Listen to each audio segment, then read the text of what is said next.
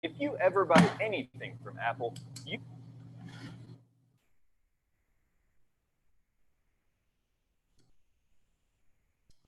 Greetings, my Israelite brothers and sisters, heirs, joint heirs, adopted, grafted. I want to make sure you all can hear me before I get started here. If you can hear me. How you doing, Queen? Cleo, how you doing, Sister KT? If y'all can hear me, give me a thumbs up.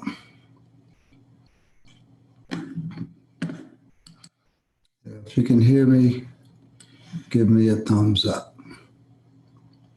Brother Rick, how you doing? Hope this message finds all of you well and doing fine. If you can hear me, give me a thumbs up. Great, great. So let me get started here. I call this video Israel and Israel only are the light to the world. Israel and Israel only is the light of the world. Let me bring you the root of this lesson. If you notice on Friday night, I removed that Friday night Bible lesson. And,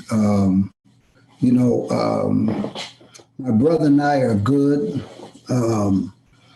And I had received some messages and some phone calls regarding that lesson, and from other family members who was,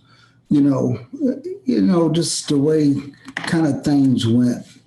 And I said, you know what, let me remove the lesson, but let me also bring some clarity to the situation. Let me say this. I'm a Hebrew. I know I'm a Hebrew. I teach that we are the people of the book. I don't teach it because I believe it. I know it.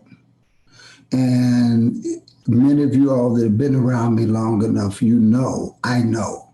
It's not, I don't even go and say, well, I believe we're the people of the book. No, I teach that we are the people of the book.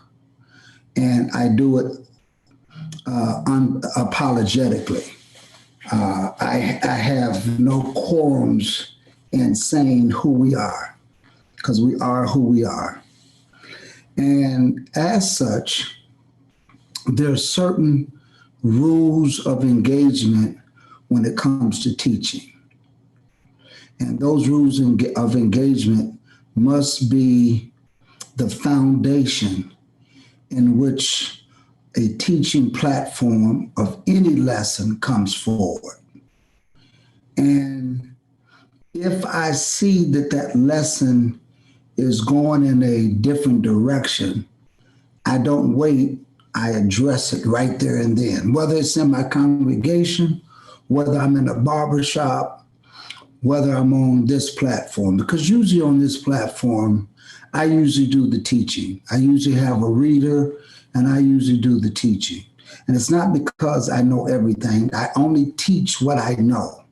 If I don't know it, I don't teach it. If the question is asked to me, then I would say, I don't know the answer to that question. I'll get it and I study up on it.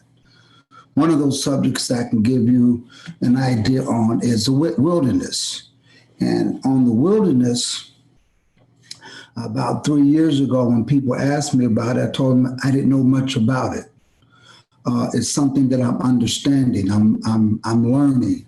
And so I did not teach on it for almost a few years until, number one, I understood what I was talking about. I understood what it was saying, what the concept was saying. I grasped it. I knew the scriptures. I received it because of the scriptures. Not because of a person, but because the scripture said it.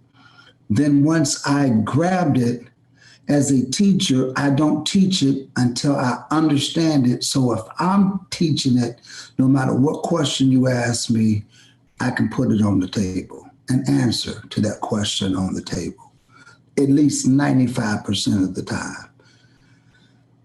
And that's just the way I am when it comes to teaching.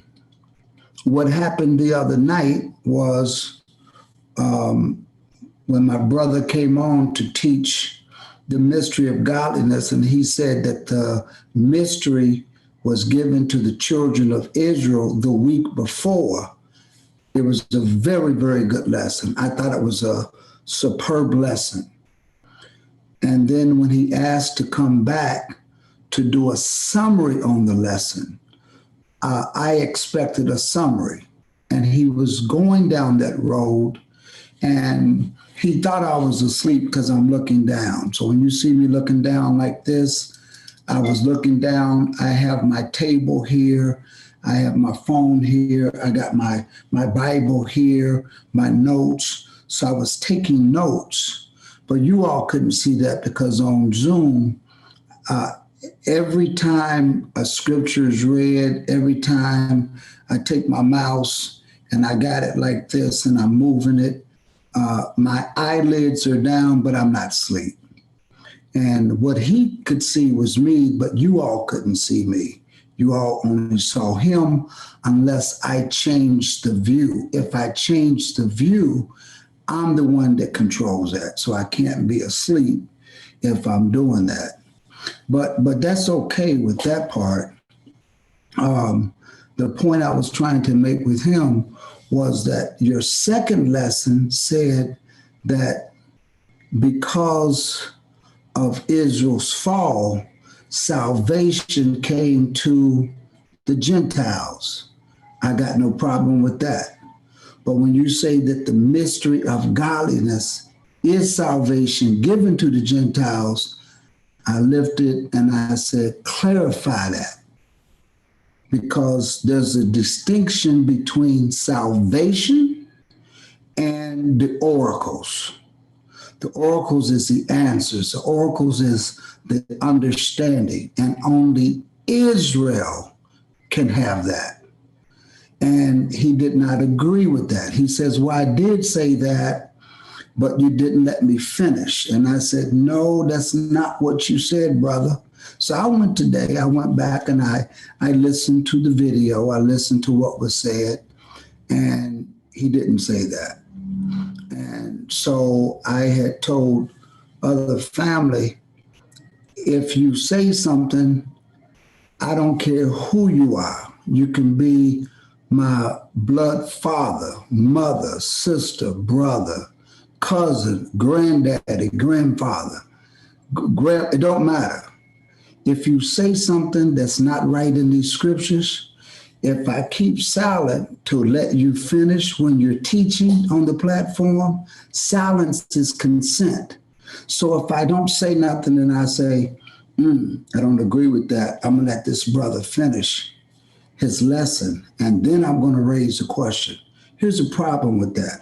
The problem is if somebody tunes in and they watch this channel, which they know the truth comes from, and if somebody's presenting and they hear somebody say, yeah, the Gentiles now the plan to salvation and what Israel used to have now belongs to the Gentiles, and I'm sitting there and I'm not saying nothing and I keep letting that go, somebody can say, oh no, I ain't tuning into this. They're gonna cut off. So I can't let that go by. I'm not gonna let it go by for 10 seconds. Not even 5 seconds is that gonna go by. I'm gonna say, wait a minute, hold on, clarify your statement, because that's not right. So this is what I shared with people, because one of the things, my brother's a very good teacher. Some of the things that we strongly disagree on is that that we're the original people. He feels that we're spiritual, and I said, well, we all have to become spiritual Israel, but even natural Israel has to become spiritual Israel. And those strangers must become spiritual Israel, because the same law that's for the Hebrews is the same law that's for the strangers. The strangers must abide by the same law. And so that was something that that we kind of we see it from a different perspective. He sees it from a spiritual perspective. I see it from a natural and spiritual. Same thing with circumcision. I believe that, not I believe, I know you got to be circumcised of the heart and of the flesh. So when somebody says something, I'm going to hit it. And one thing that we can get from that lesson is that Pastor Johnson don't care who you are. If you say something that is not right, I'm going to stop it right there. If I know better, I'm going to stop it. And let me just say, I am being taught and led by the very best. And that is the word of God through his spirit. And he has surrounded me with a cloud of great teachers.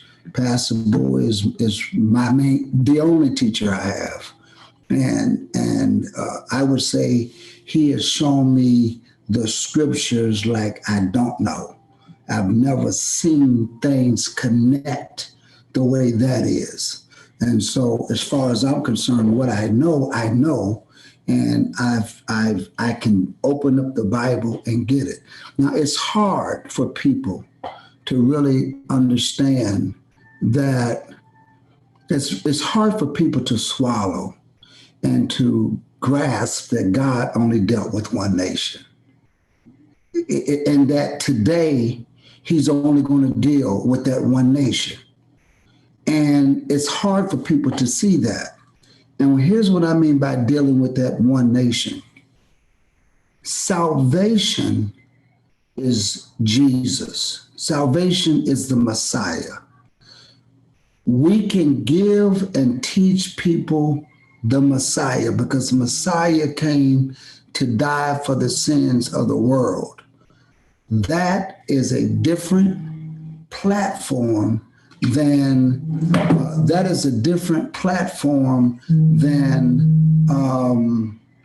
having the oracles, having the knowledge of the feast days as being to the plan of salvation. Two separate things. And this is what I was trying to convey Friday night. It's two separate things. Got no problem. Let me go to the scriptures and I want to show you something. I want to show you where I'm coming from with that. And I want to go to the book of Romans, the 11th chapter.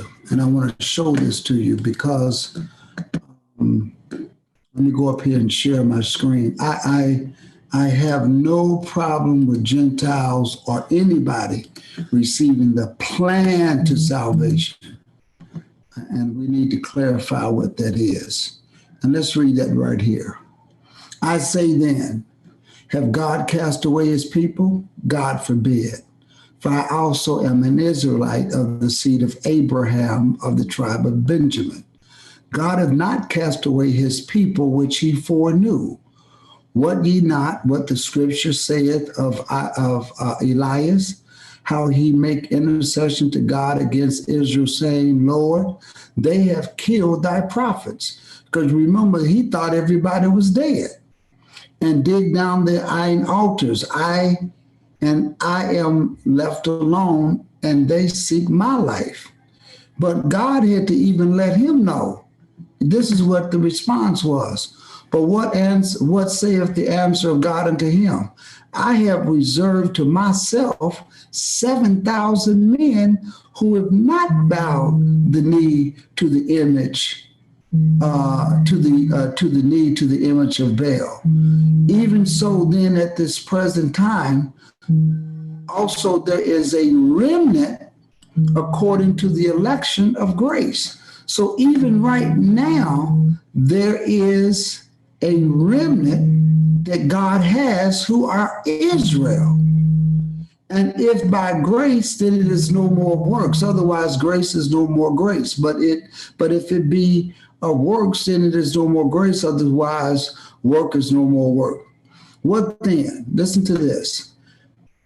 What then? Israel hath not obtained that which he seeketh for, but the election hath obtained it, and the rest were blinded. So that's what he's letting you know what happened. Israel have not obtained that which he seeketh for. But listen to what he says. But the election have obtained it. What does that mean?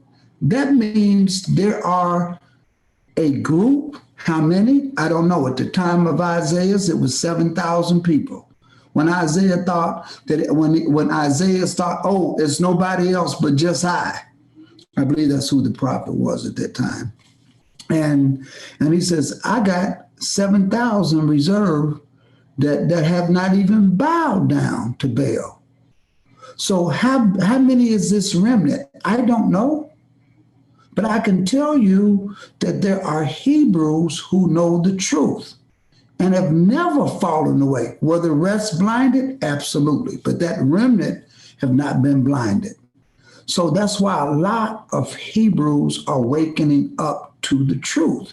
Our knowledge is coming through the Holy Spirit, through his word. We're being led. We've been called. We've been brought forth. Teachers are coming from all over the place. And there's a lot of good teachers out there that know this truth and that can understand it. And so let me get back over there so I can bring perspective to this, where we're coming from. We're in verse 7. He says, what then? Israel have not obtained that which he seeketh for, but the election have obtained it. The election is the same thing. That is, there is a remnant according to the election of grace. But listen to what he says, and the rest were blinded. According as it is written in verse 8, God hath given them the spirit of slumber, eyes that they should not see, and ears that they should not hear unto this day. What is that saying? There are Hebrews that are Baptists, Methodists. Some people don't like when I call different denominations out. So let me just say this. There are Romish Christian pastors today who are blinded. They are blinded. They're teaching Romish Christian doctrine. December 25th is his birthday. Having Easter Sunday with bunny rabbits laying eggs. You can eat anything you want to. Okay? Valentine's Day, Halloween. Come on, people. I can't go for it. The rest of Israel has been blinded, even unto this day. A lot of Hebrews are blinded because they are following the doctrine of a Romish Christian doctrine. The fact that people meet on a Sunday, they don't realize that, and they're blinded, they don't realize that they're worshiping the sun. And it is what it is. Okay, so let me get back over here. Let's pick this back up so we can understand, you all can understand what my frustration was. And David said, let their table be made a snare. He's talking about Israel, and a trap, and a stumbling block, and a recompense unto them. Let their eyes be darkened that they may not see, and bow down their back always. He's talking about Israel. But then look at what he says. I say then, have they stumbled that they should fall? In other words, is this forever? Is this going to be Israel's situation? Is this Israel's total downfall? Is there anything that can revive them? Well, remember what he said. I've left a remnant. I left a remnant. I left some election from Israel, and the rest were blinded. But the question is Israel totally gone? So let's see what he says here.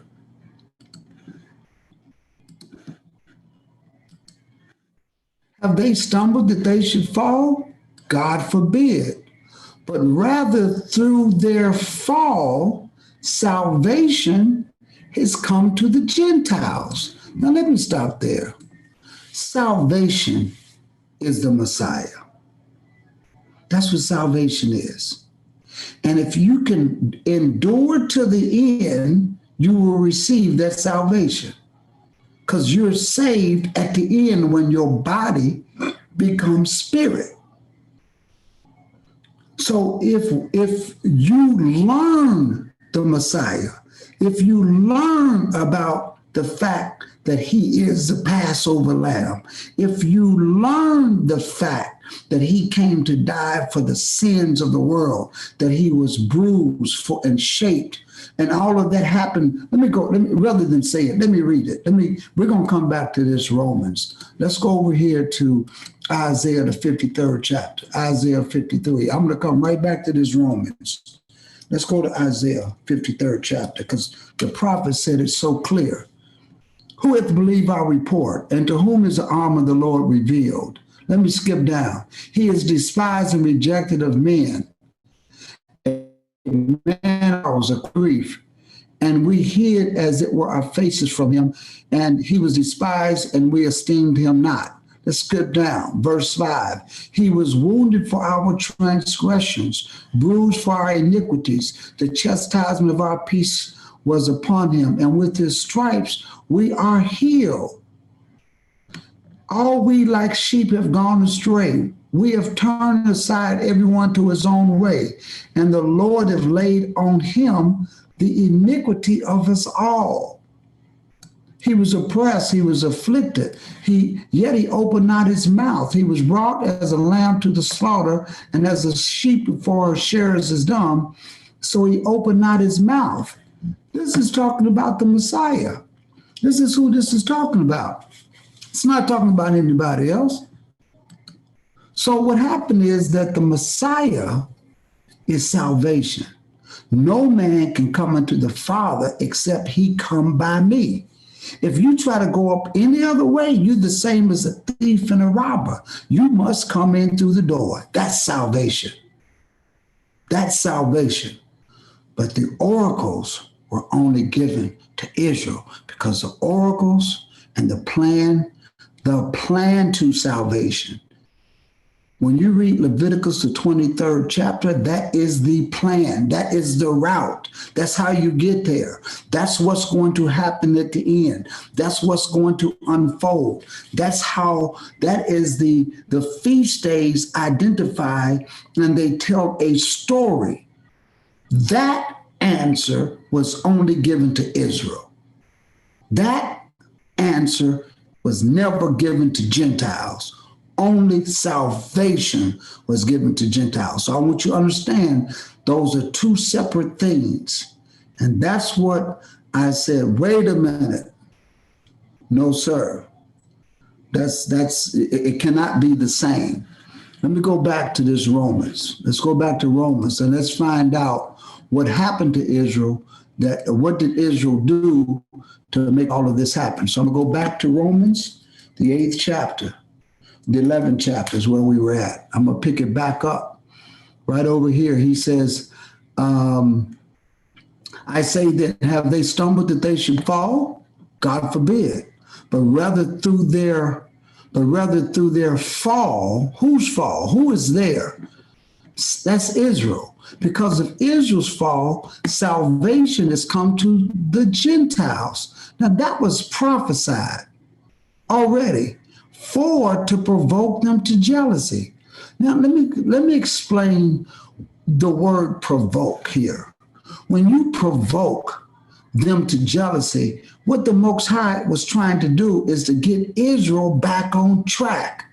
You know, sometimes with children, you have to do something to provoke them to jealousy to make them do what they're supposed to do. That's what you're supposed to do. I remember one time I was not doing my homework like I should. And I was making C's in school, and my father knew my true potential. But I was making C's. I could walk inside the classroom, don't study, sit down, take the test.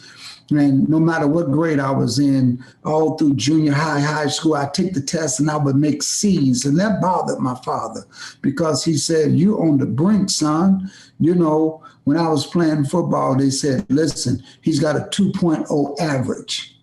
And with the 2.0, if he goes down below that, he's not going to be able to play. I never went to college to play football. But I was when I was playing in high school, that concerned my father because that was a potential scholarship. But what happened was I was making a 2.0. I seed my way through school. I use that as a phrase. I seed my way. And so what my father would do when we would get around one of the other relatives or someone in the neighborhood who was making good grades and they were on the honor roll list, and he would say something like, boy, that boy right there is on the honor roll list. That boy right there is doing good. He's going to become somebody right there. That boy right there is smart. Well, it would provoke me to jealousy, right? And it would make me go in that one little semester. I come back with some B's on the report card. And I could say, look, Daddy, well, I know you could do it, son. Then, after that, I went back to my old ways, Thank God I was able to go through college later on. But my point is, that's what you do. That's what God is doing right here. He is provoking Israel to jealousy. Now let's look at why. Listen to what he says. Salvation has come to the Gentiles to provoke them to jealousy. Why would God do that? So let's go find out why God would do that. Let's go all the way to Deuteronomy to find out why God Israel to jealousy. There's got to be a reason why he would do that. Well, he did it because it was prophesied that he was going to do that. Yeah, he said he was going to do it. Listen to this. Verse 16, Deuteronomy 32, verse 16. They provoked him to jealousy with strange gods. With abominations provoke they him to anger. This is talking about Israel, what they did to God. How did they provoke him to jealousy? How did they provoke him to anger? Well, look at verse number 17. What did they do? They sacrificed unto devils, not to God, to gods whom they knew not, to new gods that came newly up, whom your fathers feared not. Of the rock, oh, I love this part, of the rock that begat thee, thou art unmindful. Do y'all know who that rock was? On the way of learning something, let's find out who that rock was. Listen to this. Let's go over here to Corinthians real quick. Real quick, we're going to come back to that. 1 Corinthians, the 10th chapter. Let's find out who that rock was. Moreover, brethren, I would not that you should be ignorant how that all our fathers were under the cloud, and all passed through the sea, and were baptized unto Moses in the cloud and in the sea, and did all eat that spiritual meat, and did all drink that spiritual drink. For they drank of that, here we go, that spiritual rock that followed them. And that rock was Christ. So let's go. I just wanted to bring that out on the way of learning something. We learned who that rock was, because what they did was they did something terrible against that rock. So let's go back over here. Let's pick this back up. Verse 12.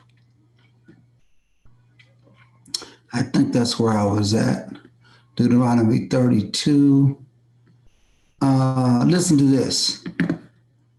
They sacrificed unto devils, not to God, to gods whom they knew not, to gods that came newly up, whom your fathers feared not.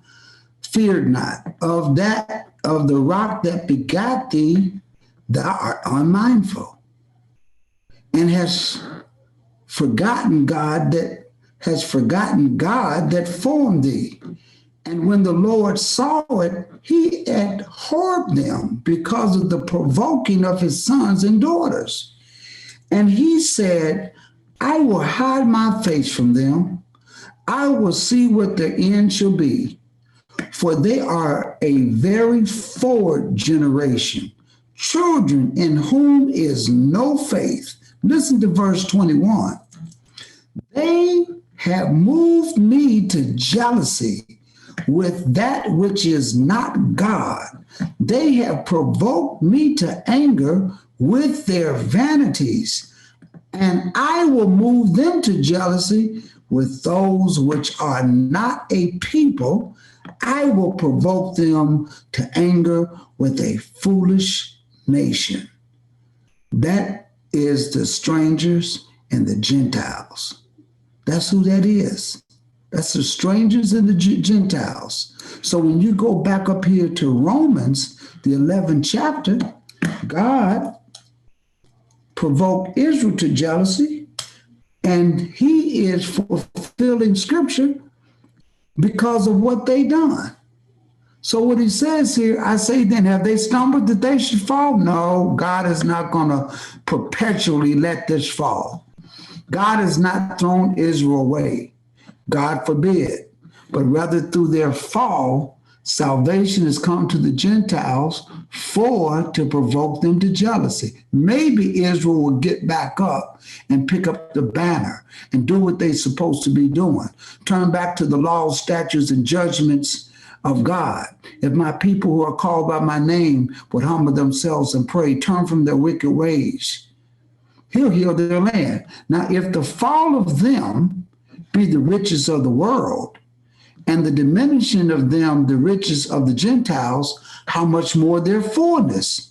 In other words, he's saying here, if Israel's fall can benefit the world, if Israel's fall is the riches of the world, and if their diminishing is for the richness of the Gentiles, what do you think their fullness is going to be? This is saying something. In essence, what it's saying is, if you can benefit from my fall, if you can benefit from me not being with the Most High where I'm supposed to be, and what did you get? You got salvation. But what about if I came back into my fullness? Oh, what a blessing it would be. I will get you out of Christmas. I'll get you out of Easter. I'll get you out of eating anything you want to. Don't you know if Israel was in charge now, there would be no coronavirus? Because there would be no bat eating, no rat eating. None of that stuff would have been going on. Because if Israel had came into the fullness, and we are going to come into the fullness, that's why there's going to be 12 gates to the city with the names of the children of Israel. That's why when he comes and set up, 10 people will grab a hold of one Jew and say, show us the way. Because the oracles was given to Israel. Let's go back and read that. Let's go back over here and look at some more of that. Let's go back over to Romans and pick that back up. Listen to this. How much more their fullness? Right here in verse number 12. Listen to this. For I speak to you Gentiles, inasmuch as I am the apostle of the Gentiles. I magnify my office. If by any means I may provoke, listen to what Paul is trying to do. If by any means I may, there's that word provoke again. If I may provoke to immolation them which are my flesh, I wish my brothers would wake up and might save some of them. Listen to this.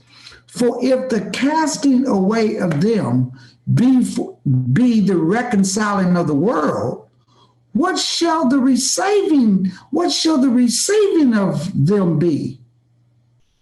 But life from death. In other words, if the fact that we were cast away reconciled the world, if the fact that we were put down because it brings salvation to the Gentiles, listen to what Paul says. If the casting away of them be the reconciling of the world, what shall the receiving of them be? But life from the dead. For if the first fruits be holy, the lump is also holy. And if the root be holy, so are the branches. And listen to this. And if some of the branches be broken off, and thou, he's talking to the Gentiles, and you, being a wild olive tree. Why are they a wild olive tree? Because they do everything. You being a wild olive tree, you were grafted in among them. and with them partakest of the root and the fatness of the olive tree. So what does he say? Gentiles, don't boast not against the branches, but if thou boast, remember thou bearest not the root, but the root thee. That's saying a whole mouthful.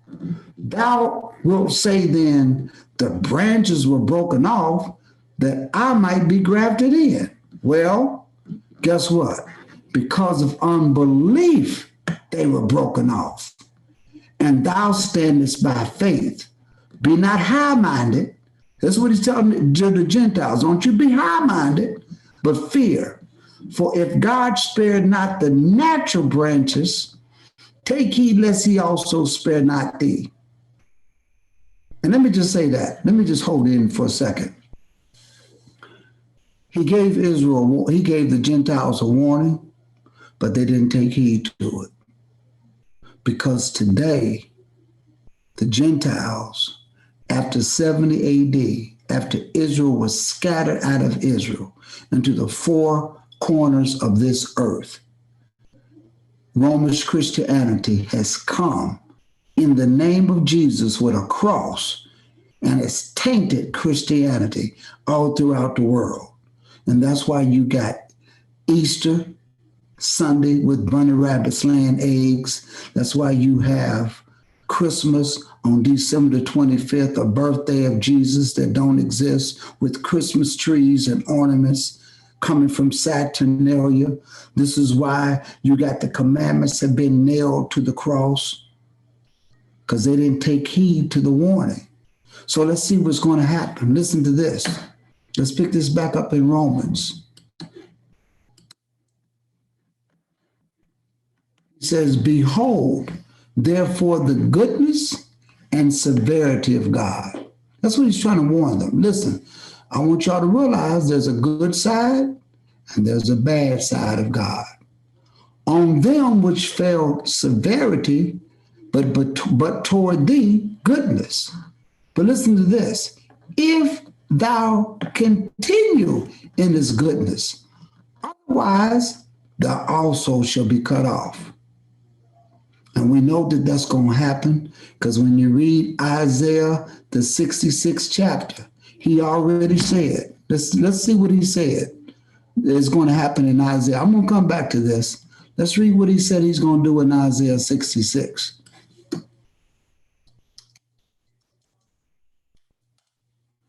Listen to this.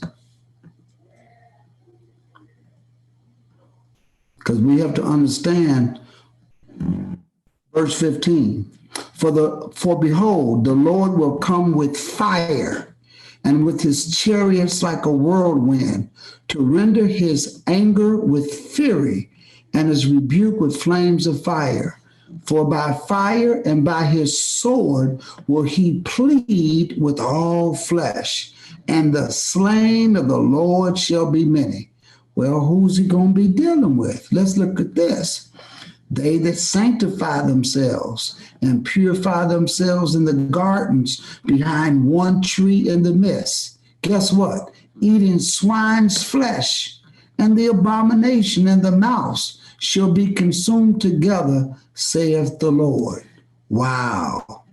This is what's going to happen because these folks, it was prophetically proclaimed that they're not going to take heed. So let's go down. Let's continue this verse.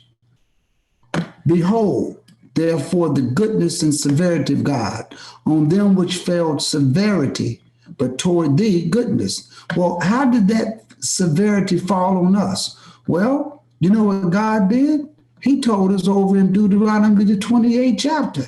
He says, if y'all don't listen to me, this is what I'm going to do. Listen to this. I'm going to cast you out. We got to go there. Y'all know how I am. I like the scriptures to do the speaking. Deuteronomy 28. This is what happened to Israel. Here's how the severity fell on us. Listen to this. It shall come to pass, if thou wilt not hearken unto the voice of the Lord thy God, to observe to do all his commandments and his statutes which I command thee this day, that all these curses shall come upon thee and overtake thee. This is the severity, you guys, that came upon Israel.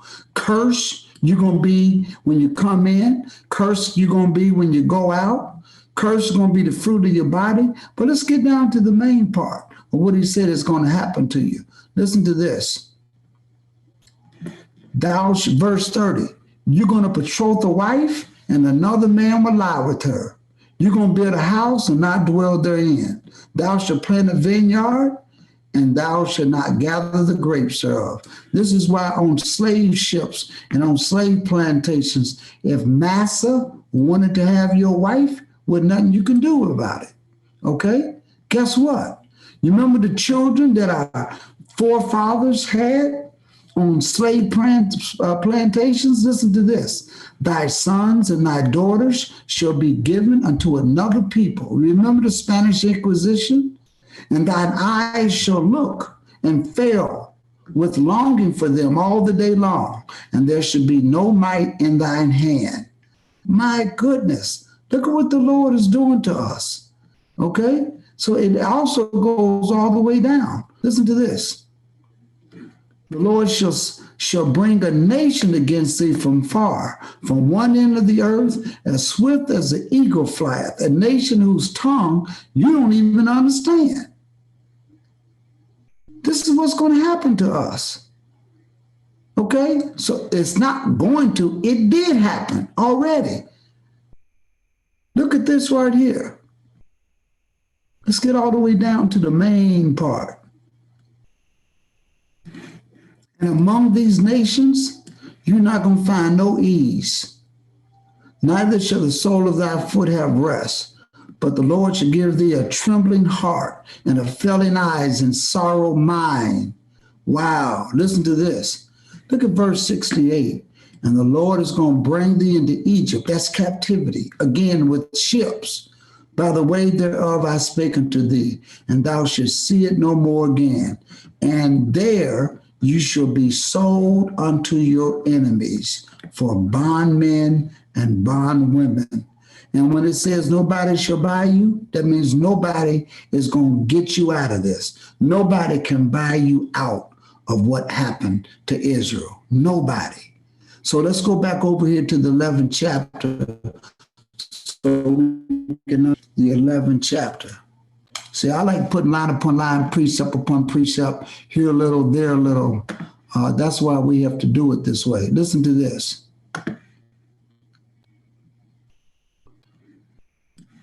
Behold, therefore, the goodness and severity of God on them which felt severity, that's Israel, that's what we just read, and toward thee goodness, if y'all continue in his goodness. Otherwise, you're going to be cut off. And when the Lord returns, we read Isaiah, what's going to happen. And they also, listen to this, now it's talking about Israel, and they also, if they abide not still unbelief, listen to this. If we come out of unbelief, if we don't abide in unbelief, guess what? Shall be grafted in. For God is able to graft them in again. This is what's happening today. Why is that? Because we're not still in unbelief. We're not still in unbelief. So therefore, God is grafting us in. For God is able to graft us in again. Check this out. For if thou wert cut out of the olive tree, which is wild by nature, and were grafted contrary to nature to a good olive tree, check this out, what he's saying here. He's saying to the Gentiles, listen, you all, when we brought salvation to you, you were cut out of an olive tree that is wild by nature. Let me explain that to you. Gentiles and the stranger can't help but worshiping other gods. They can't help but to eat any and everything. because that's what the wild olive tree does. It's by nature they do that. It's a part of their customs. It's a part of their DNA. That's what the stranger and the Gentiles do, because it's a part of who they are. But now salvation has come if they accept the Messiah as being the Son of the true and living God, that he came to condemn sin in the flesh, and that he came to take away the sacrificial system, and that he came to shed his blood for the remission of the sins of mankind. If they accept that, he will cut them out of the wild olive tree that they came from, and he will put them into a good olive tree. So let's pick that back up. I wanted to break that down into what Paul was saying in common day understanding. So if thou, in verse 24, were cut out of the olive tree, which is wild by nature, and were grafted contrary, in other words, you're not used to this, you were grafted contrary to nature into a good olive tree. That's what he's trying to explain to the Gentiles. How much more shall these, talking about Israel, which be the natural branches, be grafted into their own tree? So what he's saying here is, if I take you from another tree and graft you into a good tree, you're going to take. But if the branches that were cut out of this good natural tree were cut out, and if they be brought back in again, who do you think would take the quickest? Who do you think is going to learn the quickest? You understand what I'm saying? Think of it like a kidney transplant. When you get a kidney from somebody else, the kidney, you have to have medication to make the kidney be accepted by the body. You follow me what I'm saying? That kidney that came from someplace else is being brought into your body. People get liver transplants. People get organ transplants that comes from a body that is not like theirs. And you got to take medication to make sure that the body doesn't reject it, or it's not rejected from the body, because it can be seen as a foreign entity. So your fighting mechanisms, your immune system can go and reject that kidney. Now, I'll give you a bit of history, true history. My father had a kidney transplant. He was the first person in the United States of America to have a kidney transplant in the 1960s. The first person in the United States. He was the second person in the world to have a kidney transplant. His brother gave him a kidney. Now, his brother, his kidney was a perfect match.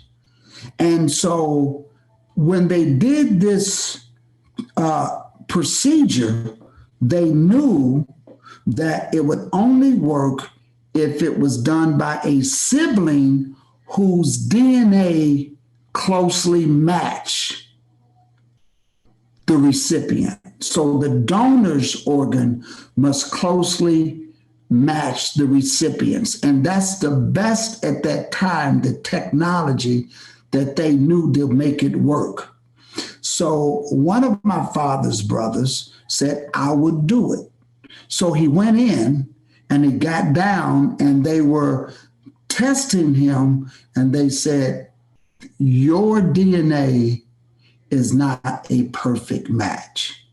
So my father's older brother, Felix Johnson, came and said, I will do it. I'll do it. So first my father's younger brother came, but when it didn't match, his older brother came. and he gave his kidney, and they said it's a perfect match. Perfect match. And when they did it, both my father and his brother live. They were even today, they are the longest living transplant donor and recipients that have ever lived. My father went on to live another 40 plus years, as likewise his brother. They died of other complications, nothing to do with their kidneys. And they both lived 40 plus years with one kidney because it was a match. So what he's telling the Gentiles, remember, you were a wild olive tree and you were grafted in. But if that natural tree, if they get themselves together and they come back and if they grafted in, wow, you know that's going to work. So let's go back over there. I hope that story is still inspiring to me, but I wanted to just connect it. So he says, for if thou were cut out of the olive tree, which was wild by nature, and you were grafted contrary into nature into a good olive tree, how much more shall these, meaning Israel, which be the natural branches taken from that good olive tree, be grafted into their own olive tree? Listen to what he says. For I would not, brethren, that you should be ignorant of this mystery, lest ye should be wise in your own conceits. That, listen to this, that blindness in part is happened to Israel until the fullness of the Gentiles be come in. And so all Israel shall be saved, as it is written. There shall come out of Zion the deliverer, and shall turn away ungodliness from Jacob. For this is my covenant unto them, when I shall take away their sins. So why does it say, and so all Israel shall be saved? It says that because the same law, strangers must become obedient to the law. And when you become obedient to the law, you become spiritual Israel. And natural Israel must become spiritual Israel. So just because I can trace my DNA back to being the people of the book, it doesn't give me a card that I can do anything I want to, because when he returns, he's coming for Israel. No, he's coming for Israel that has become spiritual Israel, including Gentiles. Why is that, Pastor? Because let's go read this. Let's go read this in Numbers, the 15th chapter. Because the same law that's for me is the same law that the stranger has to keep. I believe it's in Numbers 15. Let me go see if that's the right place. Listen to this. Numbers 15 and 15. One ordinance shall be both for you, congregation, and also for the stranger that sojourneth with you. An ordinance forever in your generations. As ye are, so shall the stranger be before the Lord. One law and one manner shall be for you and for the stranger that sojourneth with you. Same law, people. Let's go over to Isaiah. I believe I'll go to the right scripture. I'm not for sure. Listen to this.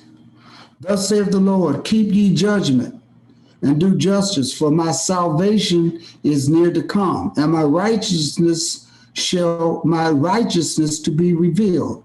Blessed is the man that doeth this, and the Son of Man that layeth hold on it, that keepeth the Sabbath from polluting it, and his hand from doing any evil. Listen to this.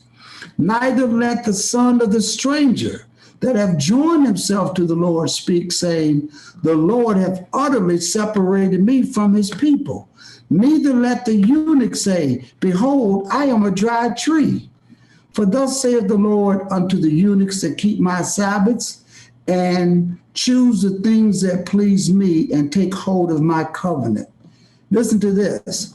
Even unto them will I give in mine house and within my walls a place and a name better than the sons of daughters.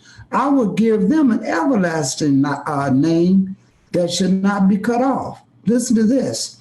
And also the sons of the stranger that join themselves to the Lord, to serve him and to love the name of the Lord, to be his servants. Everyone that keepeth the Sabbath from polluting it and taketh hold of my covenant, even them what I bring to my holy mountain, and make them joyful in my house of prayer. Their burnt offerings and their sacrifices shall be accepted upon mine altar, for mine house shall be called a house of prayer for all people. Wow. So salvation and having that opportunity has been given to the Gentiles. But the mystery to the plan to salvation was only given to Israel. Only Israel has he ever known. He has not dealt so with any other nation but Israel. So when the Gentiles come, they must come to Israel in order to learn. They must come to Israel. When the brother who wanted to see Peter, Cornelius, who was an Italian, he sent for Peter. Why? Because you have to get your answers from a Hebrew. Paul was called to go to the Gentiles. Why? Because the Gentiles have to go to Israel to learn the way. And if they accept it, salvation will come. Let's pick this up in Romans, the book of Acts. Let me show you what I mean. The book of Acts. Book of Acts. And I want you to look closely at this story in Acts the 10th chapter. I want to dissect this for a minute. There was a certain man in Caesarea called Cornelius, a centurion of the band called the Italian band. He was a devout man and one that feared God with all his house, which gave much alms to the people and prayed to God always. Now let me start there. Some people might say, well, how did that happen? How did this Roman soldier, how did he become a devout man? Let me tell you something. A couple of weeks ago, I did a lesson on the Balm of Gilead radio show, and it was called The Last Era Worse Than the First. And in that story, there were Roman soldiers who was placed around the tomb of Jesus. They were placed around the tomb of Jesus. And their job was to keep the Hebrews from stealing his body. Because if he resurrects, or if he gets out of that grave, if his body is stolen, then people will say, oh, he resurrected, that's the Messiah. Because every other prophecy had been fulfilled. Well, put your mind in the position of one of those Roman soldiers. Let's go over here to the 28th chapter. Let me show you something so you can understand why Cornelius was a devout man. Let's go over here to Matthew 28. Let me show you something. Let me point out something to you. I believe it's Matthew 28. It's going to be Matthew 27. Listen to this. Something interesting here.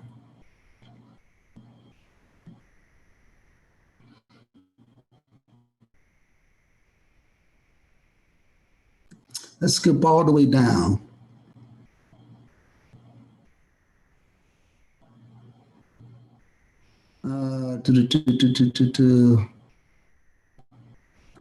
That may not be the one. It might be in Luke. Let me see if it's in the 28th chapter. And the reason why I want to show you might be in the book of Matthew, Mark. Let's look in Luke. I want to just show you something that I noticed here in the book of Luke. I'm going to go to the 23rd chapter, and this is important. It was something the way they wrote it that just brought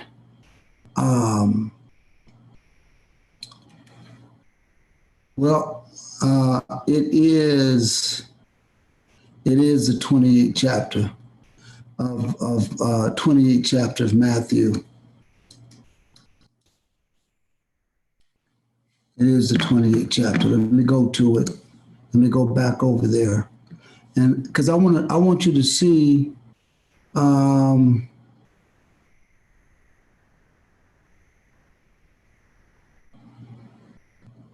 Right here. This is after Jesus had resurrected. This is after Jesus had resurrected. Listen to this. Now, when they were, this is Matthew 28 and 11. Now, when they were going, behold, some of the watch came into the city and showed unto the priests all the things that were done. What were done? This is what was done. Jesus was not there anymore. Verse 6 says he's risen. Come see the place where he laid. He's not there. So what happens is they came and they started to tell the priests what happened. Now, when they were going, behold, some of the watch. Now, the watch is the soldiers. Some of the watch is what that is. Those that were told to watch came into the city and showed unto the chief priests all the things that were done. And they were assembled with the elders and had taken counsel. Listen to this. They gave large money to the soldiers, saying, say ye, his disciples came by night and stole him away while he slept. And if this thing come to the governor's ears, we will persuade him and secure you. Why would they need to be secured? Because what happened is his body, the angels came and knocked these soldiers out. And they knew what had happened to them. And so the disciples, some of the priests, not the disciples, the priests said, listen here. We can't let this story go out like this. So what we're going to do is we're going to give you a large amount of money, every last one of you. And this is what you got to say. His disciples came by night and stole him away while we slept. And if this come to the governor's ears, because he will kill you all for not doing your job. We will persuade him. Listen, man, don't blame them. Don't blame them. They came, and while they were sleeping, they came 3 o'clock in the morning. And when we persuade him, it will secure you. And listen to this. So they took the money and did as they were taught. And this saying is commonly reported among the Jews unto this day. Now, the question is, what does this have to do with Nicodemus? I mean, what does this have to do with Cornelius? Cornelius perhaps was one of those soldiers that said, wait a minute, I don't care what nobody say. I know what happened. I believe if he wasn't there, maybe the real issue went among the soldiers and said, man, let me tell you something. Them people there, they killed their Messiah because an angel came, knocked us out, smote us with blindness. We fell flat on our feet. And by the time we got up, his body was gone. Wouldn't that make you a devout man? It'd make me a devout man, make me a true believer. So let's go back over here to Acts, the 10th chapter, because some people always ask, well, why was Cornelius so devout? Well, how did he become that way? Because a lot of the Roman soldiers became devout. A lot of them became believers. That's nothing new. So let's go back over here to Acts, the 10th chapter. I want to give you understanding on that. There was a certain man in Caesarea called Cornelius, a centurion of the band called the Italian band. He was a devout man, one that feared God with all his house, which gave much alms to the people and prayed to God always. Listen to this. He saw in a vision, evidently about the 9th hour of the day, an angel of God coming into him and saying unto him, Cornelius. And when he looked in on him, he was afraid and said, what is it, Lord? And he said unto him, thy prayers and thy alms are come up for a memorial before God. Now, listen to what he did. I want you to understand this. The angel comes into Cornelius. The angel could have opened up Cornelius' eyes. Didn't God deal so with so many Hebrews? Didn't God deal with every prophet? Because the Bible says that the Bible or the scriptures was written by men who were inspired by God. God sent angels to every prophet. God sent angels to Daniel. Could he not have dealt with Cornelius the way he dealt with the prophets of Israel?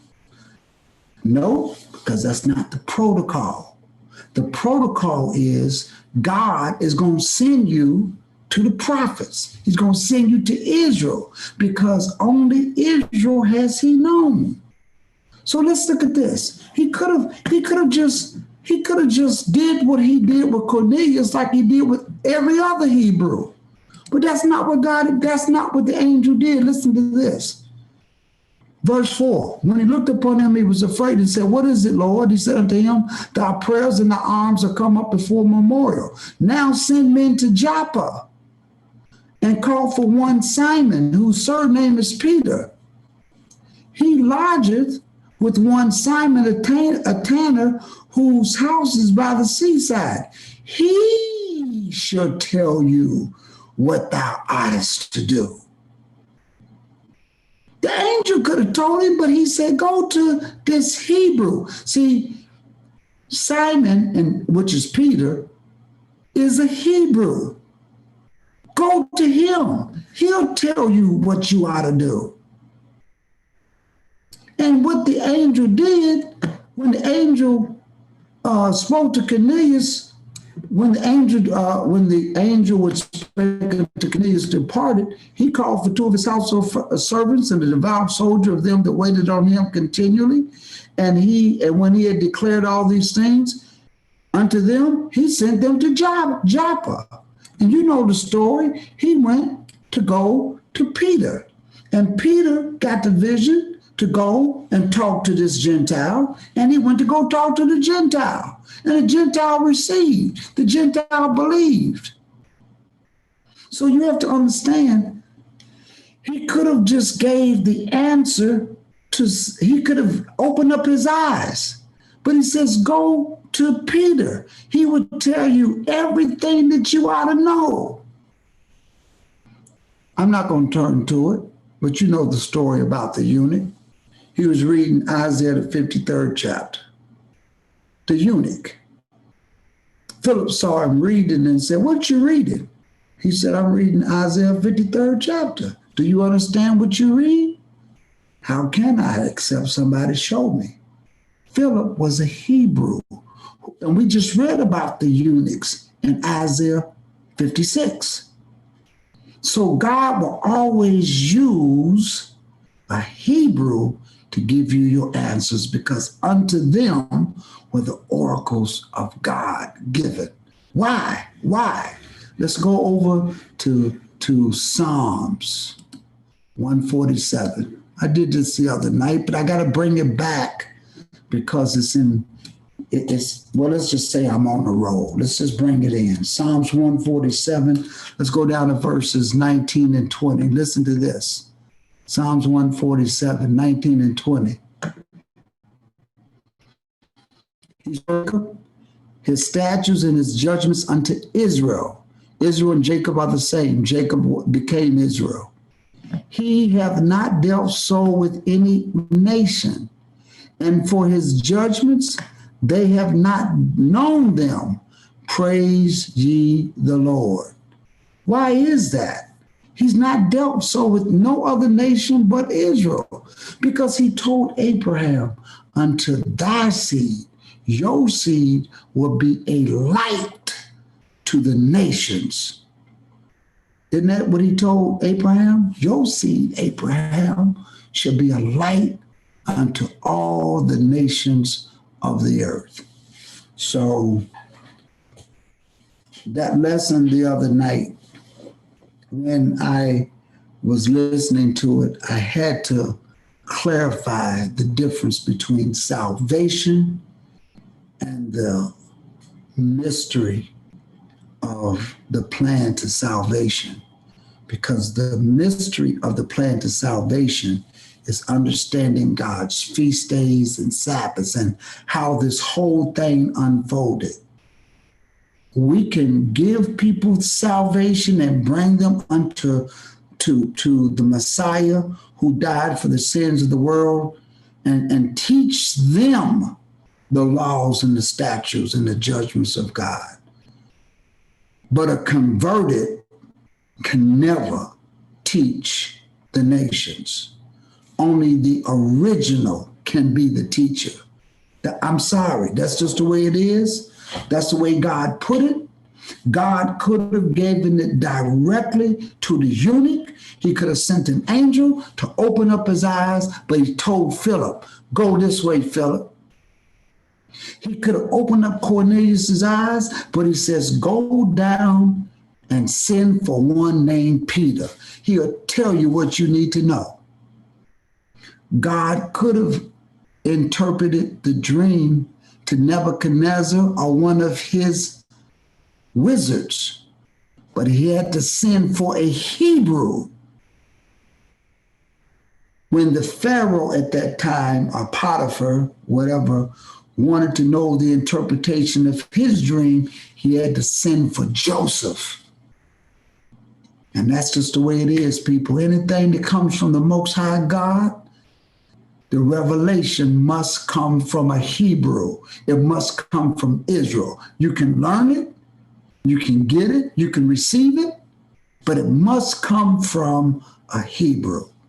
And that's my lesson on this tonight. I'm gonna look in the chat room. Look in the chat room here. Brother Rick said, that's why we are so blessed to be awakened at this time. Truly blessed, yes. I want to say hello to D. Carlos, Sister Levant Santiago, Brother Rick, Sister Queen Cleo, Brother Carl Billingsley. Hello, how you doing? I want to say hello to Azar Fingers, Queen Cleo, Neil Hansen, how you doing, my brother? Yes, 12 charts is nonsense. Sister Deborah M. prayersgiftsupply.com. How you doing? How you doing, Brother Mark P? All of you all, Brother Kenneth Cotton, how you doing? Sister Deborah, Sister KT, and Sister Queen Cleo, the first in our room tonight. So I had to drop this lesson. I had to go and bring some clarity to it, and why I had to address that lesson. I took it offline, but I had to address it in the manner in which I did, because when I had perceived what was stated, that to the Gentiles were given the oracles and the mystery of godliness, I had to say, clarify that. I agree that they were given salvation, but not the answers. Only the answers and only the teaching can come from Hebrews. That's it, people. That's it. So I hope that you enjoyed this tonight. I'm going to be coming every night. Not every night, maybe every night. But let me tell you something. We can't go nowhere. You know what I mean? We can't go anywhere. We can't do nothing. And so who knows? You know, I think I'm going to be coming a lot more often this week and during this time. There's a lot of lessons that I got to bring up and clarify. So I am going to definitely do that. I'm going to make this lesson short and sweet because I don't want to be too long. I want people to come. People don't like watching long videos, but hopefully the title, please share it with other people. Shout out to all of you all. Peace into all of you. You know I love all of you all. My heart means well. When it comes to this here book, I don't waver. I don't draw no lines between that which I know to be right. I still have a lot to know and a lot to learn. Our prayers go out to Pastor Bowie. Had a chance to speak with him just for a brief moment this evening. Brief moment, but our prayers are with him. That's my teacher. I love that man. I love what knowledge and inspiration to get into the word and to study the word that he provoked in me to do that. And I think that it was the divine interception that allowed me to come across Pastor Bowie for some years ago, and for them to just take me in, to take Bethel in as a congregation, to just be with us and be friends with us. And I think that's awesome. So that being said, I'm going to close out. We will tune in again. Peace to all of you all, and we'll talk soon.